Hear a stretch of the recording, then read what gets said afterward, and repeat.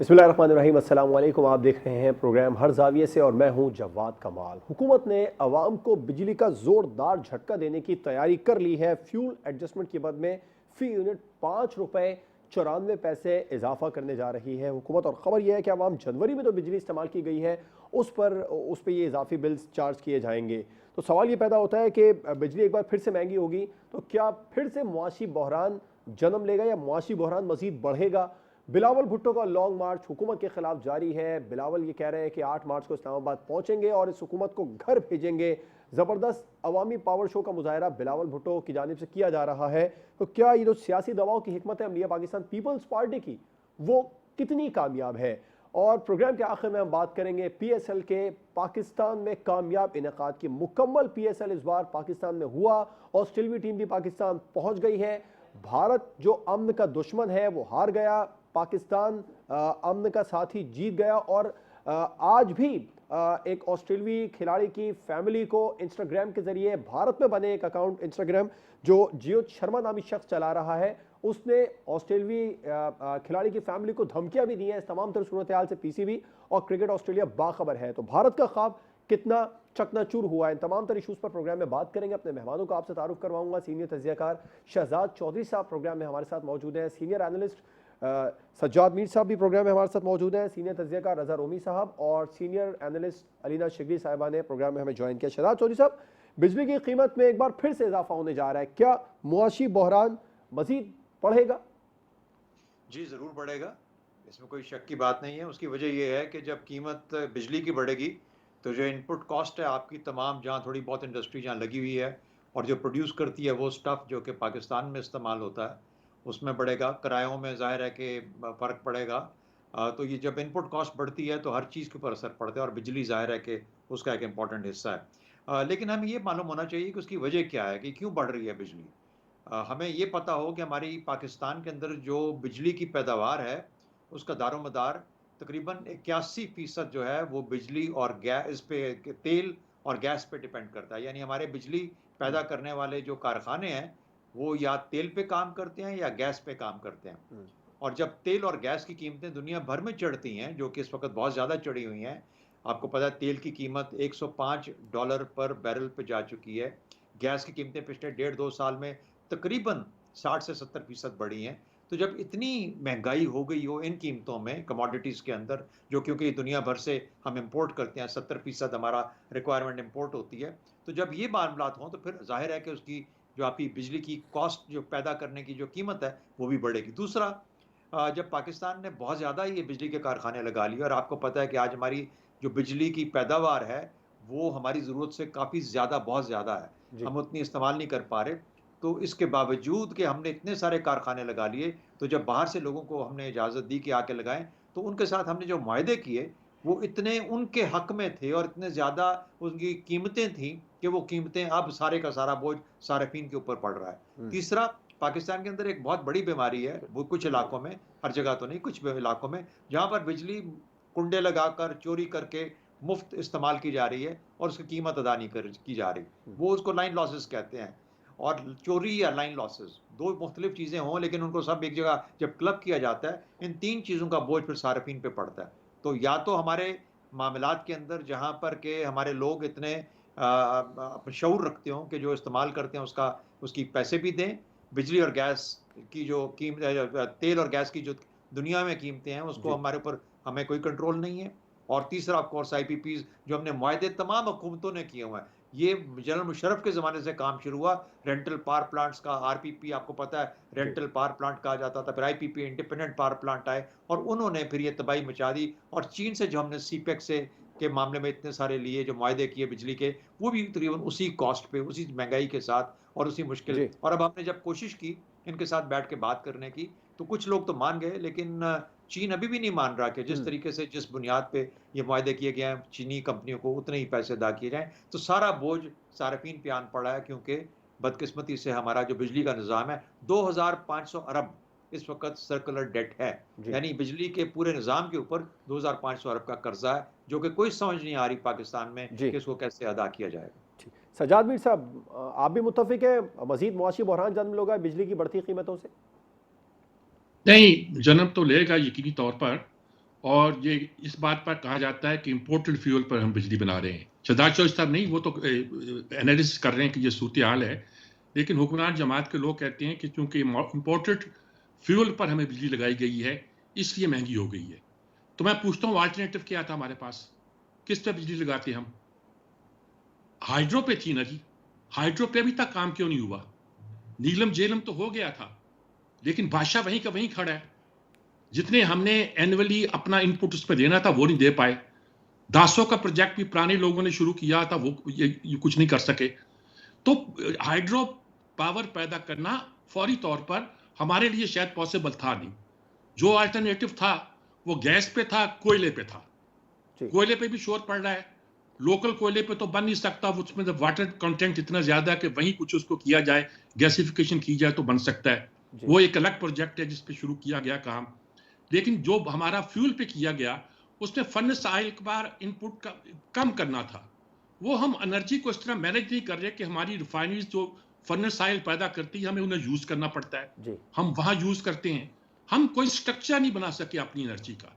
और फिर हम कोशिश ये थी कि जो चाइनीज प्लांट लगे थे वो कॉस्ट इफेक्टिव थे, उसको अगर ज्यादा इस्तेमाल करते तो इस बात का इम्कान पैदा होता था कि फर्नेस ऑयल का यूज कम हो जाएगा। लेकिन फर्नेस ऑयल का यूज इसलिए हम कम नहीं कर पाते कि हम प्रोड्यूस करते हैं हमारी रिफाइनरी, उसको हम अपनी रिफाइनरीज को अपग्रेड नहीं कर पा रहे। ये सारी चीजें उसमें शामिल हो गई हैं। और हम फिर डॉलर की कीमत हमने इतनी बढ़ा दी, हमने बढ़ा दी। मैं ये नहीं कहता कि नेचुरली बढ़ गई या कुछ कर गई। इसाक डार तो चैलेंज करता है कि बताओ कि तुम कहते हो कि डॉलर को इसने मसनूई तौर पर खड़ा रखा था, दस्तावेज तुम्हारे पास हैं, साबित करो कैसे किया हुआ था। तो बहुत सी बातें हैं जो बहस होनी चाहिए। अगर हम बिजली इस्तेमाल नहीं कर पा रहे, ये कहा जा रहा है, तो ये हमारी नालायकी है, जिसका मतलब हमारे यहाँ इंडस्ट्रियलाइजेशन नहीं हुई।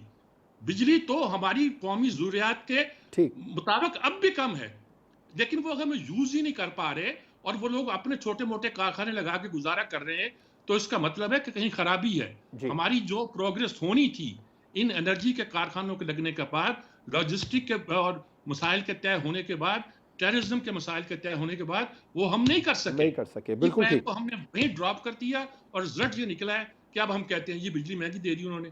चीन का पॉइंट ऑफ मेरे ख्याल में बिल्कुल दुरुस्त है। ठीक, रजा रूमी साहब, बिजली की कीमतें फिर बढ़ रही हैं, मजीद मुआशी बहरान जन्म लेगा? जी, माशी बहरान तो मुझे नहीं मालूम आप उसको कैसे कहेंगे। महंगाई अलबत्ता जो है वो ही बढ़ेगी और होशरुबा तरीके से बढ़ेगी, क्योंकि तेल की कीमतें तो पहले ही ऊपर गई हुई हैं और बार बार ऊपर जा रही हैं। और अभी जो क्राइसिस भी स्टार्ट हुआ है आलमी तौर पर, उसमें मज़ीद खदशा है कि पेट्रोलियम की प्राइसेस जो हैं दुनिया भर में और ऊपर जाएंगी। और इसी तरह अगर बिजली हो जाएगी, ये दोनों इनपुट्स होते हैं मैन्युफैक्चरिंग के लिए भी, छोटे कारोबार के लिए भी, अशिया खुर्द-ओ-नोश की जो ट्रांसपोर्टेशन है उसके लिए भी। तो यकीनन इस हर यूनिट में इजाफे से महंगाई जो है वो बढ़ेगी। जब महंगाई बढ़ेगी तो यकीनन और हुकूमत के लिए चैलेंज पैदा होगा, लोगों पे मज़ीद तकलीफ आएगी। तो ये बहरान जो है ये माशी भी बढ़ेगा और सियासी भी बढ़ेगा। और अनफॉर्चुनेटली इसके ऊपर कोई चारा नहीं है। जो इसकी रीजंस शहजाद चौधरी साहब ने अभी गिनवाए वो बिल्कुल वही बुनियादी चीज़ें, बिजली की चोरी होना, जो इनएफिशिएंट प्रैक्टिसेस हैं हमारी डिस्ट्रीब्यूशन कंपनीज की, और बदकिस्मती से उनके ऊपर कोई तवज्जो नहीं दी गई, ना इस गवर्नमेंट ने, ना पिछली गवर्नमेंट ने, और उससे पिछली गवर्नमेंट ने भी। तो हमारा ये होता है कि जब भी जो असल मसाइल हैं उनकी तरफ तवज्जो हमारी कम होती है, हम वो मज़ीद उसकी पैदावार बढ़ाने पे लग जाते हैं, और वो इस मसले का हल नहीं है। मसले का हल ये कि हमें इस्लाहात करनी है, बड़ी शदीद किस्म की। जो हमारी पावर की जो कंपनीज़ हैं, डिस्ट्रीब्यूशन की जो कंपनीज़ हैं, उनको दोबारा से रीस्ट्रक्चर करना है। जब तक हम वो नहीं करेंगे, ये हम इसी तरह वो रहेंगे, डिपेंडेंट रहेंगे कि हम इसकी यूनिट की प्राइस बढ़ाएं और अपना रेवेन्यू ज़्यादा करें। तो ये अफसोसनाक बात है, लेकिन बात तो सच है। जी अलीना साहिबा, आप भी मुत्तफिक हैं महंगाई बढ़ेगी, मुआशी बहरान मजीद बढ़ेगा? हुकूमत तो दावा करती है वो मुआशी सूरत हाल को बेहतर करने जा रही है। अगर बेहतर करने हुकूमत जा रही होती जवाब, तो ये जो एक साल में हमाद अजहर साहब जिसका एतराफ़ कर चुके हैं कि एक साल में ये जो माफियाज हैं, ये जो बड़े बड़े मिल मालकान हैं, सेठ जो बैठे हुए हैं, जो कि एक साल में कुल इनको जो सब्सिडी दी जा रही है अरबों की मद में, 80 अरब से जायद की सब्सिडी एक साल में इनको दी गई। क्या रियल टाइम हमें इम्पैक्ट उसका नजर आता है? मुल्क में कुछ नहीं नजर आता। ट्रिकल डाउन इफेक्ट आपके मुल्क में 100 से जायद कंपनीज हैं, वो जो है कहा जा रहा है कि 900 अरब रुपए से जायद का प्रॉफिट एनुअली पोस्ट कर रही हैं। तो किधर है ट्रिकल डाउन इफेक्ट? हमें सिर्फ इस वक्त महंगाई का ट्रिकल डाउन इफेक्ट नजर आ रहा है, पेट्रोल की कीमतें आप बढ़ाते हैं, उसका ट्रिकल डाउन इफेक्ट है, एंड कंज्यूमर जो है वो इस वक्त खमियाजा भुगत रहा है। अगर यही सब्सिडी जो कि मौजूदा जो हुक्मरान हैं और इनमें से कुछ वज़रा जो हल्के की सियासत करते हैं, उनमें से काफी वज़रा ने निशानदेही इस बात की बड़े शुरू शुरू में काबीना के इजलास में की भी गई थी, और जो बताया जाता था, जो खबरें बाहर आती थी कि इमरान खान साहब को बताया जा रहा था उस वक्त भी कि अगर यही सब्सिडी जो टारगेटेड सब्सिडी आप कुछ प्रोग्राम के जो तहत दी जा रही है, ये सब्सिडी अगर आप पेट्रोल और बिजली पर देते तो आवाम को जो है वो रिलीफ मिलता, और आपको पॉलिटिकल गेन भी इस चीज का होता, ना कि आप इन माफियाज को दें। और उसका जो बार बार कहा जा रहा है कि एक्सपोर्ट बढ़ाए जाए, हमें रियल टाइम इम्पैक्ट का नजर नहीं आ रहा। बिजली जी चोरी की जिक्र शहजाद साहब ने भी किया। गवर्नमेंट की मैं समझती हूँ कि इनएफिशिएंसी, जो ये बिजली की चोरी नजर आती है आपके मुल्क में, और बड़े वादे, बड़े क्लेम्स, बड़े दावे किए गए थे, लेकिन जब ये कंट्रोल ना कर सके आप, तो इसका फिर जो इसको फाइनेंस कौन करता है? हमारी गरीब आवाम करती है। जी और नेचुरली अभी भी यही चीज नजर आ रहा है जो इसका इम्पैक्ट नजर आएगा। लेकिन स्मार्ट मीटरिंग के लिए एशियन डेवलपमेंट बैंक ने जवाब 2007-2008 की गालिबन बात है तब प्लेज किया था, $1.2 बिलियन तक की अमाउंट की स्मार्ट मीटरिंग की तरफ आप आते, ठीक। आप बिजली की ये जो चोरी है इसको कंट्रोल कर सकते थे। ना पीपल्स पार्टी के दौर में ये चीज होती हुई नजर आई, ना पीएमएलएन के दौर में नजर आई, और ना और पीटीआई काफी की, दफा बिल्कुल टेंडर भी ठीक। हो चुका था जो कैंसिल हो जाता था। पाकिस्तान तहरीक इंसाफ के उसमें भी PC1 बन चुका, टेंडर एक दफा हुआ, उसके बाद कैंसिल हो गया, आप इसकी तरफ आते नहीं है। तो जो वाकई में जो सही मानों में जो मेजर्स लेने की जरूरत है, एक तरफ आपको स्टैगफ्लेशन नजर आ रही है, जीडीपी ग्रोथ आपकी लो है, आपकी इन्फ्लेशन हाई है, और आवाम की जो कुव्वत खरीद है उसमें भी इजाफा नहीं हो रहा है। सो ये आवाम के ऊपर तो बहुत बर्डन है जो कि ये बहुत ट्रांसलेट बर्डन है आवाम करेंगे पर। आपको। इस वक्त साउथ एशिया में भी जी जवाब किसी भी मुल्क की डबल डिजिट इन्फ्लेशन नहीं नजर आती, माँ सिवाय आप ठीक। श्रीलंका से शायद आप मुकाबला कर रहे हैं, वरना अदरवाइज पूरे दुनिया भर के आप ममालिक उठा के देख लें, सबकी सिंगल डिजिट इन्फ्लेशन है। ठीक आप और अगर ठीक अलीना, आपका लाई कर पॉइंट भी है, रहे हैं मुझे तो फिर साथ साथ इनकम में बिल्कुल रेस ठीक। कर रहे हैं। ठीक, ब्रेक पर जाना है। ब्रेक के बाद हम बात करेंगे पाकिस्तान पीपल्स पार्टी के हुकूमत मुखालिफ लॉन्ग मार्च की।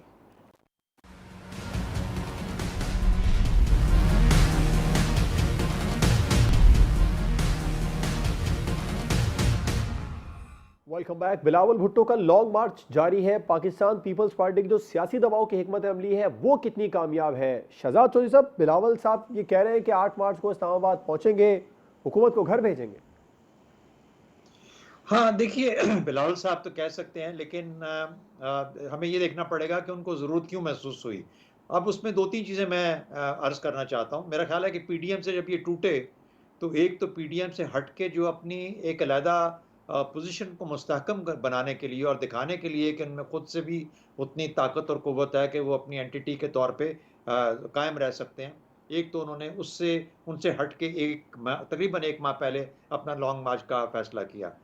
दूसरा उनका ख़्याल है कि अगर हम इस तरह का वो मूवमेंट सिंध से स्टार्ट करते हैं और सिंध से वो एक हजूम इकट्ठा करके फिर पूरे पाकिस्तान और पंजाब के थ्रू निकलते हैं, तो उससे हो सकता है कि उनका जो पंजाब का खोया हुआ जो उनका वोटर बेस है वो शायद एजिटेट हो जाए और वो फिर से कुछ लोग मिलना शुरू हो जाएँ, ताकि वो एक एक्टिविटी देखें पीपल्स पार्टी की तरफ से। पीपल्स पार्टी ज़ाहिर है कि पंजाब में अपनी पोजीशन जो है पिछले 10-15 साल में 10 साल में बहुत बुरे तरीके से खो चुकी है, तो उसको वापस वो रेज़ करना चाहते हैं। तीसरा एक पॉसिबिलिटी है कि वो ये समझते हों और इनके और उनके बीच में, यानी पीडीएम के और पीपल्स पार्टी के बीच में ये अंडरस्टैंडिंग हो कि अगर ये पहले जाके जिस तरीके से पहला हमला होता है, पहला हमला जाके सॉफ़न करता है, तो फिर 23 मार्च वाला अगर लॉन्ग मार्च होता है और अगर सक्सेसफुली तरीके से उसको लाया जाता है, तो हो सकता है कि वो हुकूमत को इतना कमज़ोर कर दे कि हुकूमत या इमरान खान साहब कुछ जो घबराहट में हुकूमत को छोड़ दें। तो ये मुझे 3-4 चीज़ें लगती हैं जिसकी वजह से ये सारा अमल आपको बिलावल भुट्टो साहब की मूवमेंट में नज़र आता है। फ़िलहाल उसमें कोई इतनी ज़्यादा जान नहीं है। बेशक वो सिंध के अंदर हैं, सिंध के अंदर रह के वो अपनी तकरीरें करेंगे, लोग इकट्ठे हो जाएँगे। देखना ये है कि जब सिंध से बाहर निकलते हैं, तो वो जो काफ़िला आता है वो कितना बड़ा होता है और उसके बाद फिर जी पंजाब में उसमें एडिशन होती है या वो काफ़िला आहिस्ता-आहिस्ता कम होना शुरू हो जाता है। तो अगर तो ज़ाइल हो गया तो नुकसान ज़्यादा इसलिए नहीं है क्योंकि सिंध में वो अभी भी कायम है। लेकिन इसका मतलब ये होगा कि आने वाले इंतखाबात में जब भी होंगे तो पीपल्स पार्टी को बहुत ज़्यादा अपना असर सिंध के आउटसाइड नहीं दिखा पाएगी। हाँ, बलूचिस्तान हो सकता है, कोई कहीं न कहीं खैबर पख्तूनख्वा में हो सकता है लेकिन पंजाब में डेफ़िनिटली नहीं। और राइट इसलिए नथिंग टू लूज़, ये वो वाली पॉलिटिक्स है जिसमें कुछ खोने के लिए कुछ ज़्यादा नहीं है। तो मेरा ख़्याल है कि सेफ पॉलिटिक्स है और वो उसको एक कोशिश करके देख रहे हैं। ठीक अलीना साहबा आप क्या समझती हैं बिलावल भुट्टो के लॉन्ग मार्च के हवाले से कितनी जो सियासी दबाव की हिकमत अमली है वो कितनी कामयाब होगी पाकिस्तान पीपल्स पार्टी की? जवाद, सियासी हिकमत अमली जो बिलावल भुट्टो साहब की है वो भी अच्छी नज़र आ रही है। जमहूरी हक भी है उनका चले कि ये आप सड़कों का रुख कर रहे हैं। खान साहब ने भी कुछ यही चीज़ की थी। सड़कों का रुख किया गया था पाकिस्तान तहरीक इंसाफ की जानिब से जब आप ऑपोजिशन में थे। लेकिन मेरा सवाल ये है कि इतनी लेट क्यों, इतनी देर से क्यों, 3.5 साल के बाद जो है वो आप सड़कों का रुख कर रहे हैं और वही आवाम के जो मसाइल जो कि आपको शुरू दिन से नजर आ रहे थे, आप शुरू दिन से इनको तनकीद जरूर कर रहे थे लेकिन आप उसके लिए बाहर नहीं निकले। ऑल्दो कि एक यूनिटी भी बड़ी रिक्वायर्ड थी ऑपोजिशन में और जो कि आज तक भी एक सेम प्लेटफॉर्म पे इकट्ठे होने के लिए वो बड़ी मुश्किलात जो है वो बड़ी डिवाइडेड ऑल्दो के ऑपोजिशन नजर आती है। लेकिन ज्यादा इस वक्त जो मालूम देता है वो यही है कि ऑप्टिक्स के लिए ज्यादा है, जेन्युइन एफर्ट जो है वो जरा कमी नजर आ रही है, ज्यादा कैमरे के लिए है क्योंकि यही जो मसाइल थे ये तो पहले भी थे और अभी भी इस हवाले से कोई प्लान नहीं नजर आता ऑपोजिशन का, कोई एक आप जी मुतबादिल हल या अवाम को अपनी तरफ माइल करने के लिए आप भी तो कोई प्लान सामने लेकर आए ना, एक मुतबादिल एक सोल्यूशन लेकर आए कि आप इस महंगाई को और ऐसे इन हालात में जब आपको पता है कि जी ग्लोबल कमोडिटी प्राइसेस जो है वो बढ़ती हुई दिखाई दे रही हैं, रीजनल सिक्योरिटी सिचुएशन भी जो है वो सेंसिटिव है, अब ग्लोबल टर्मोइल जो नजर आ रहे हैं, तो ऐसे हालात में आप मुल्क को इस पूरे मेस से निकालने में एक तो ऑप्शन अभी तक कोई नहीं दे पा रहे और जी दूसरा अगर आप इधर लूज करते हैं या तो वो आपकी क्रेडिबिलिटी को बहुत मुतासर करेगा, ऑपोजिशन की क्रेडिबिलिटी या साफ को जो है वो जरूर मुतासर करेगा। तो मेरा नहीं ख्याल है कि इस वक्त बड़ी विन विन सिचुएशन इनके लिए नजर आ रही है। लेकिन प्रेशर दबाव की जहां तक आपने बात की कि दबाव हुकूमत में कितना डालने में कामयाब है, प्रेशर जरूर डाला जा रहा है और प्रेशर फील भी हो रहा है हुकूमत को क्योंकि आप साथ साथ देख रहे हैं पैरेलल जी सिंध जी जी हुकूक जो मार्च साथ साथ चल रहा है, हुकूमती वुज़रा जो है वो बड़े बयानात पर बयानात जो है वो देने पर मजबूर हो रहे हैं, तो प्रेशर ऑल्दो के फील जरूर हो रहा है जी ऑपोजिशन का कहीं ना कहीं हुकूमत को। ठीक रजा रूमी साहब आप भी मुत्तफिक है पाकिस्तान पीपल्स पार्टी हुकूमत पर दबाव डालने में कामयाब?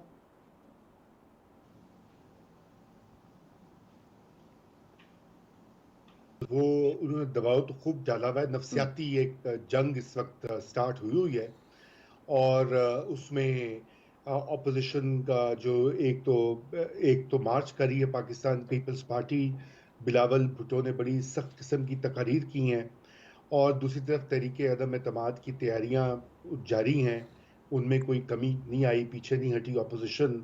और जो हुकूमती वुज़रा के बयानात हैं, चाहे शेख रशीद साहब हों, फवाद चौधरी साहब हों, वो भी आगे से कह रहे हैं कि ये नाकाम हो जाएंगे और ऐसा हो जाएगा। अभी खान साहब जो हैं आज वो कौम से खिताब भी कर रहे हैं। तो ये सारी निशानियां तो इस चीज़ की हैं कि एक पैनिक का लेवल तो आ गया हुआ है। जी अब देखने की ये बात है कि किस हद तक ऑपोजिशन कामयाब होती है और कितने लोग पीपीपी जमा कर लेती है और तहरीके अदम एतमाद के लिए दावों के जो दावे कर रही है ऑपोजिशन, क्या वाकई उनमें हकीकत है, वो अभी सारी चीज़ें बाकी हैं। ये ज़रूर है कि एक जो है कॉन्फ्रंटेशन का माहौल तो शुरू हो गया है और बुनियादी तौर के ऊपर ये अब मामला जो है ये आगे बढ़ेगा, ये पीछे हटेगा नहीं। कौन जीतता है इसमें वो तो मालूम पड़ ही जाएगा, लेकिन प्रेशर तो गवर्नमेंट पे खूब डाल दिया है। जी ठीक सजाद मीर साहब आप भी मुत्तफिक है हुकूमत पर खूब प्रेशर है पीपी का? ये प्रेशर तो है लेकिन ये बात दुरुस्त है कि इसमें पीपल्स पार्टी अपना रिवाइवल चाहती है और ये नफसियाती का जो इस्तेमाल किया हमारा रूमी साहब ने बिल्कुल दुरुस्त किया है। एक नफसियाती जंग उनकी अपने अंदर भी जारी है, सिर्फ हुकूमत के खिलाफ नहीं बल्कि कोशिश इस बात की है कि पंजाब में किसी न किसी तरीके से उनकी ताकत का मुजाहरा हो जाए। सिंध में तो वो कर लेंगे और वो करते जा रहे हैं, लेकिन पंजाब में क्या सूरत हाल होती है? मेरी इतलात के मुताबिक पीडीएम की जमातें इस बात पर गौर कर रही हैं, पीडीएम की जमातें क्या, नून लीग इस बात पर गौर कर रही है और उनकी लीडरशिप का एक बड़ा हिस्सा ये कहता है कि हमें अलामती तौर पर भी पंजाब में उनके साथ शामिल नहीं होना। ठीक है, हम कोई एक आध ऐलान कर देंगे, कुछ कर देंगे, लेकिन हम ऐलान करेंगे, वक्त देखेंगे, जो हमने मार्च करना है 23 मार्च का, हम उसके बारे में सोचेंगे। बिलावल और उसके साथी गालिबन ये सोच रहे हैं कि जब वो पंजाब में होंगे तो उन्हें ज़्यादा ताकत की शायद जरूरत ना पड़े, क्योंकि वहीं वो किसी जलसे में तहरीक अदम एतमाद का ऐलान कर देंगे। तो गोया ये बात तहरीक अदम एतमाद का हमने ऐलान किया था, हमने किया था, शायद पंजाब में उनकी रिवाइवल का बायस बने। पंजाब से ज़्यादा वो चाहते हैं कि वो एक मुल्कगीर ताकत के तौर पर दोबारा उभर कर आएँ। जिस तरह वो एक सिंध की पार्टी बन के रह गए हैं, उससे ज़्यादा कुछ नहीं है, वो इस इमेज को तोड़ना चाहते हैं। हिकमत अमली तो ठीक है, लेकिन इसके नतायज तमाम जमातों के इफ्स एंड बट्स जो उन्होंने लगा रखे हैं, उसके साथ एक तरह से मरबूत होकर रह जाते हैं। हुकूमत प्रेशर में यकीनी तौर पे है। इमरान का तकरीर करना, अब ये अगर तकरीर कर दी होती तो उस पर भी एक बहुत सी बातें की जा सकती थी और हम समझ सकते थे कि वो क्या करना चाहते हैं। वजीरों की सारी कोशिशें, शाह महमूद कुरैशी का निकलना और बड़े तरीके से लेके आना, उसको जाहिर करना कि जैसे बहुत बड़ी ताकत है, ये मीडिया में आसाब की जंग तो हो सकती है, लेकिन अमली तौर पर एक बौखलाहट का, झंझनाहट का मुजाहरा भी हो सकती है। इस लिहाज से पीपल्स पार्टी ने अव्वलियत तो हासिल कर ली है, लेकिन ये कि आगे जाकर बाकी जमातों के साथ कोऑर्डिनेट करके और एक बड़े मंसूबे के तहत ये क्या कर सकते हैं, अभी मैं उसके बारे में बहुत ज़्यादा क्लियर इसलिए नहीं हूँ कि बहुत से हलकों की तरफ से बहुत सी बातें सुनने में आ रही हैं। मैं उनको खबर नहीं समझता, लेकिन गपशप भी नहीं समझता। कुछ ना कुछ हकीकत उनमें दिखाई देती है। चंद दिन और इंतजार कर लेते हैं या चंद घंटे इमरान खान की तकरीर का, फिर देखते हैं क्या। ठीक, बिल्कुल ठीक। ब्रेक पर जाते हैं। ब्रेक के बाद हम बात करेंगे पीएसएल के पाकिस्तान में मुकम्मल कामयाब इनेकाद की और ऑस्ट्रेलियाई टीम के 24 साल बाद दौरा है पाकिस्तान की। ब्रेक के बाद इस पर बात होगी।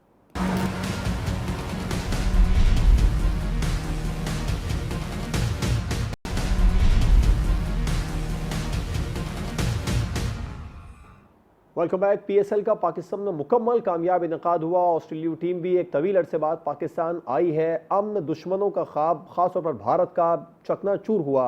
रज़ा रूमी साहब, शिकस्त दे दी पाकिस्तान ने अमन दुश्मनों को मुकम्मल पीएसएल का पाकिस्तान में इनेकाद करवाकर? देखिए, मेरे ख्याल से पाकिस्तान की जो मैं तो यूँ समझता हूँ, ऐसे देखता हूँ कि पीएसएल का इनेकाद होना सबसे बड़ी पाकिस्तानियों की फतह है और पाकिस्तान के अंदर क्रिकेट का दोबारा जो अया और इजरा है उसकी तरफ एक बहुत बड़ा कदम है। और इससे पहले कि हम दुश्मनों का सोचें, पहले हमें ये देखना चाहिए कि हमारे लोग जो क्रिकेट को इतने शौक से खेलते भी हैं, देखते भी हैं, पार्टिसिपेट भी करते हैं, उनके लिए एक बहुत बड़ी ये फतह है। तो पहले तो हमें अपना देखना चाहिए। फिर जाहिर बात है, पाकिस्तान के बारे में जिस तरह का एक इमेज बना दिया गया था, जो बदकिस्मती से कुछ वाक़यात भी हुए, आपके इल्म में है श्रीलंकन टीम के बाद जो अटैक हुआ था, कई साल तो इंटरनेशनल क्रिकेट आई नहीं। यकीनन उसके ऊपर भी एक बहुत बड़ा ये कदम है और इसके लिए मुबारकबाद की मुस्तहक है गवर्नमेंट भी और हमारी सिक्योरिटी एजेंसीज भी और वो तमाम लोग जिन्होंने इसको पॉसिबल बनाया है। लेकिन मैं इसको हमेशा देखता हूँ कि ये हमारे लोगों के लिए ज़्यादा अहम है, ना कि दुश्मनों के दांत खट्टे करने के लिए। जी अलीना साहिबा, आप मुत्तफिक हैं अमन के दुश्मन भारत का ख्वाब पाकिस्तान में जो खेलों के मैदान आबाद करने का था, वीरान करने का था, वो चकनाचूर हुआ? एब्सोल्युटली जी, और एक बड़ा ही मुंह तोड़ जवाब है ये पीएसएल का। एक सक्सेसफुल जो जिस तरह से इसको एवरी ईयर कंडक्ट करते हैं पाकिस्तान में, और ना सिर्फ ये, इंडिया जो है उसने बड़ी बहुत ही सरतोड़ कोशिशें की थी कि ये जो क्रिकेटर्स, जो इंटरनेशनल क्रिकेटर्स पीएसएल का हिस्सा बनते हैं, उनको आईपीएल में नहीं सिलेक्ट किया जाता है और बड़ी कोई थ्रेट्स जो है वो लगाई जाती हैं। लेकिन उसके बावजूद मैं समझती हूँ कि पाकिस्तान सुपर लीग ने जो है वो आईपीएल को जो है आउटशाइन कर दिया है और बहुत पीछे छोड़ दिया है in terms of better quality cricket as well. IPL जो है अगरचे एक रिचर लीग जरूर कंसिडर की जाती है, लेकिन पीएसएल जो है वो एक क्वालिटी क्रिकेट के लिहाज से जो है वो बड़ी कामयाब नजर आ रही है, बड़ी कामयाब चल रही है और अवाम में जो है वो बड़ी पजीराई हुई है। दुनिया में मेरे ख्याल से कि अब इसको बड़ी पजीराई हासिल हो चुकी है। एंड जितने प्लेयर जो हैं वो पाकिस्तान जी आके खेलने मांगते हैं, इस लीग का हिस्सा बनने मांगते हैं, मेरे ख्याल से ये भारत को एक मुंह तोड़ जवाब था। ठीक। शहजाद चौधरी साहब, आप भी मुत्तफिक हैं, भारत को मुंह तोड़ जवाब दिया, अमन के दुश्मनों को पाश पाश किया? देखिए जी, दुश्मन तो ऐसे ही काम करते हैं जो दुश्मन करते हैं, तो भारत को करने को क्या किसी को कहना। हमें आज मौका है सेलिब्रेट करने का एज अ कॉम। मेरे ख्याल में पीएसएल का जो बिल्कुल। एक मॉडल है, जो एक प्रोजेक्ट है, जिस तरीके से ये बना है, मेरे ख्याल में इसको सेलिब्रेट करना चाहिए। क्रिकेट जिंदा हुई है, क्रिकेट फिर से एक उसने अपनी जान पकड़ी है। पाकिस्तान की क्रिकेट टीम ने अपना मकाम ना सिर्फ कायम रखा है बल्कि बहुत बेहतर किया है। आपको पता है और हम सबको पता होना चाहिए कि पीएसएल इस वक्त जितनी क्रिकेट लीग्स हैं उसमें से सेकंड मोस्ट वॉच्ड लीग है इन द वर्ल्ड। तो इसलिए जब आपका इतने छोटे अरसे में इस लेवल की क्रिकेट हो रही है, इस लेवल की फजा कायम हो गई है, इस लेवल के फवायद पहुंच रहे हैं आपके खिलाड़ियों को और खेल को, टैलेंट आपका हर टैलेंट क्रिएट हो रहा है और टैलेंट नजर आ रहा है और डिस्प्ले पे जा रहा है, तो मेरा ख्याल है ये तो एक लम्हा हमारे लिए एक सेलिब्रेट करने का है। तो भारत को छोड़िए, दुश्मन तो दुश्मन का काम करता है। पाकिस्तान ने एक बहुत कामयाबी के साथ इसको कंडक्ट किया है और यही पाकिस्तान की एक बहुत बड़ी एक कामयाबी भी है और पाकिस्तान के मुस्तकबिल, क्रिकेट के मुस्तकबिल के लिए बहुत ज़बरदस्त चीज़ है। सज्जाद मीर साहब, आप क्या कहेंगे इस कामयाबी पर? ऑस्ट्रेलिया टीम भी पाकिस्तान आ गई है, मुकम्मल जो भारत की जानिब से रुकावटें डाली गई उन सब को अबूल करते पाकिस्तान पहुंच गए हो। इसमें कोई शक नहीं है, ये पीएसएल अब एक ब्रांड बन गया है और इंटरनेशनल लेवल पर हमारी सक्सेस स्टोरी है, इसमें तो कोई शक नहीं है। और जो हमारे खिलाफ प्रोपेगेंडा होता था उसको हमने मुंह तोड़ जवाब दिया है। जहां तक भारत का मामला है तो कोई समझ नहीं आती ये कि उसने इसको ओवर एम्फेसाइज किया हुआ है। खासतौर पर मोदी के आने के बाद तो ये तय हो गया है कि पाकिस्तान और इंडिया के दरमियान कोई बायलैटरल कोई मुकाबले भी नहीं होंगे। हम इंटरनेशनल मुकाबलों में खेलते हैं, वैसे नहीं खेलते। और अब जो खबरें आ रही हैं, अब ऑस्ट्रेलिया के हवाले से आ रही है कि उनके खानदानों को धमकी दी जा रही है, या न्यूजीलैंड का दौरा खत्म कराने के लिए जिस तरह का 5th जनरेशन वार लड़ी गई है, हमें उसके बारे में बाखबर रहना चाहिए। हम अपने दूसरे मामलात में तो उस 5th जनरेशन वार का जिक्र करते हैं, हाइब्रिड वार का जिक्र करते हैं, लेकिन वो तो क्रिकेट के मामले में भी इतना नुमाया होकर हमारे सामने आई है कि हमें यकीन नहीं आता कि ऐसे ऐसे मामलों पे ऐसे ऐसे प्रोपेगेंडे किए जाएंगे। वो सब कुछ हो रहा है। हमें हर तरफ से विजिलेंट रहना चाहिए, सेलिब्रेट करना चाहिए, बहुत बड़ी बात है। और हमें इस बात पर खुश होना चाहिए कि हमने कई साल के बाद ये जंग जीती है। कितने 22 साल के बाद, 24 साल के बाद ऑस्ट्रेलिया की टीम पाकिस्तान आ रही है, ये कोई छोटी बात नहीं है। और कोई इस बात को हमें खुश होना चाहिए। कल जिस तरह का क्राउड था कजाफी स्टेडियम में, और देखकर ये हैरानी होती थी कि लोग किस तरह उमड़ पड़े और गेट टूटे और बहुत कुछ हुआ, क्या कुछ कहा गया, सब कुछ हुआ। लेकिन एक पॉजिटिव बात यह है कि अब हम इतने जोशीले हो चुके हैं, इतने इन्वॉल्व हो चुके हैं, जिस बात की निशानी भी है कि हम तरसे हुए हैं इतने अरसे से, इतने सालों से इंटरनेशनल क्रिकेट हमारे यहाँ ना आना, इंटरनेशनल तौर पर हमारा इमेज खराब होना, उसने हमारे अंदर रिएक्शन पैदा किया है, एक फाइट बैक का जज्बा पैदा किया है। अल्लाह करे कि जज्बा दूसरे शोबों में भी आए और हम कामयाबी के दूसरे मामलों पे भी अपने आप को आगे लेकर। बिल्कुल ठीक। एक और अहम मामला है जिसे प्रोग्राम का हिस्सा बनाते हैं। वजीर आजम इमरान खान ने अपने खिताब में ये कहा है कि दहशतगर्दी के खिलाफ जंग में पाकिस्तान को हिस्सा नहीं लेना चाहिए था। शहजाद चौधरी साहब, आप क्या समझते हैं? इमरान खान साहब कह रहे हैं माजी में अमेरिका का साथ देने का फैसला दुरुस्त नहीं था। देखिए, अमेरिका से हटके कोई भी जो फैसला किया जाता है वो वैक्यूम में नहीं किया जाता। वो अपने इर्द गिर्द का जो माहौल होता है, जो आप जिसमें जो एग्जिस्टेंशियल कॉन्टेक्स्ट होता है, उसके अंदर आप फैसला करते हैं कि आपको फॉरेन पॉलिसी के अंदर क्या फैसला करना है उस मौके पे, उस मौके के हालात से। अगर आप आइसोलेट हो सकते थे तो आपको आइसोलेट हो जाना चाहिए था, आपको अलहदा कर देना चाहिए था। वो शायद किसी मुल्क ने किया भी हो, लेकिन शायद वो उस तरह की फिर मार सह सकते हो, बर्दाश्त कर सकते हो। बर्दाश्त करने का मतलब ये है कि हम तो देखिए 5 रुपए कीमत बढ़ी आज बिजली की पर यूनिट, हम उसको डिस्कस करने बैठे हुए हैं। हमारे ऊपर किस किस्म के उधार चढ़े हुए हैं, हम उसको डिस्कस करने बैठे हुए हैं। तो बात सूरत ये उस वक्त की, उस माहौल की बात होती है। पहली बात तो ये होगी। दूसरी बात ये है कि 2020 हाइंडसाइट जो होती है ना, यानी जब मामला हो जाए उसके बाद तारीख का मर्रख बैठेगा और वो कहेगा ये फैसला सही नहीं हुआ, इसके नुकसानात ज्यादा थे। बेशक मुमकिन है, this is how we will. लेकिन क्या ये मुमकिन है कि पाकिस्तान के ऊपर जिस किस्म का प्रेशर दहशतगर्दी का आया, शायद उसके लिए उस किस्म का माहौल जरूरी था कि पाकिस्तान लड़ सकता उस दहशतगर्दी से और उसको बड़ी हद तक उस पर कामयाब हो जाता? वरना बहुत सारे मुल्क ख़त्म हो गए दहशतगर्दी की जंग के अंदर। तो मुझे नहीं मालूम कि अमेरिका उसके अंदर हमारा हलीफ बना या हमारा हरीफ बना, और क्या या दोनों का एक मिक्सचर था जिसके बावजूद हमने सर्वाइव किया और हम यहाँ तक पहुँचे। देखिए, बात ये होती है कि हम फॉरेन पॉलिसी के अंदर कभी पॉपुलिज्म के ऊपर बेस करके अपने फैसले नहीं करते।